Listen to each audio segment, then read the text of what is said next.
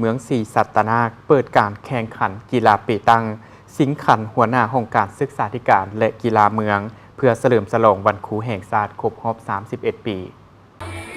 การแข่งขันกีฬาครั้งนี้ได้จัดขึ้นในวันที่ 17 ตุลาคม 2025 ที่เดินองค์การศึกษาธิการและกีฬาเมืองศรีสัตนาคโดยการเข้าร่วมของผ่านพันประสงค์สยวงศารองประธานคณะกรรมการปกครองเมืองศรีสัตนาคมีกรรมการประจำพรรคกรรมการพรรคเมืององค์การอ้อมข้างโรงเรียนทางภาครัฐและเอกชนเข้าร่วมทานวายุแหงดาวงไสหัวหน้าองค์การศึกษาธิการและกีฬาเมืองศรีสัตนาคได้ให้สัมภาษณ์ว่าจุดประสงค์การจัดงานครั้งนี้เพื่อเป็นการสร้างขบวนการเฉลิมฉลองวันสำคัญต่างๆของพรรคของชาติก็คือวันที่ 2 ธันวาคม 50 ปีที่ใกล้จะมาฮอดมาถึงนี้เพื่อเฉลิมฉลองวันครูแห่งชาติที่ 7 ตุลาคม 2025 ครบรอบ 31 ปีทั้งเป็นการส่งเสริมผลสำเร็จกองประชุมใหญ่ผู้แทนองค์คณะพรรคนครหลวงวิจันทร์ครั้งที่ 8 และเป็นการเต้าหูมความสามัคคีฮักแพงบรรดาพนักงานของการบ้านผู้อาจารย์ภายในเมืองให้มีความแน่นแฟ้นขึ้นไปเรื่อยๆซึ่งการแข่งขันกีฬาเปตังสิงขันหัวหน้าองค์การศึกษาธิการและกีฬาเมือง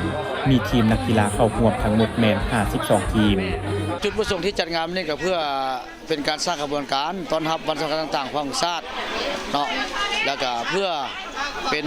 การฉลองวันครูแห่งชาติครบรอบ 31 ปีที่ได้หมู่เรียนครบรอบนั้นแต่ละการแข่งขันนี่ก็เพื่อฮัดแนนความสามัคคีภายในระหว่างนักกีฬาด้วยกันและระหว่างบรรดาห้องการเนาะบรรดาห้องการและกับบรรดาบ้านโรงเรียนเนาะภายในเมืองนั้นเนาะอันที่สองก็เป็นเพื่อรักษามูลเชื่อและเนาะความสำคัญในการครบรอบวันครูฮันเนาะการแข่งขันชุดนี้ครั้งนี้เนาะ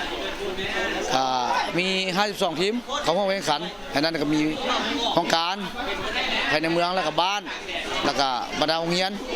ภายในเมืองฮันเข้าร่วมเนาะ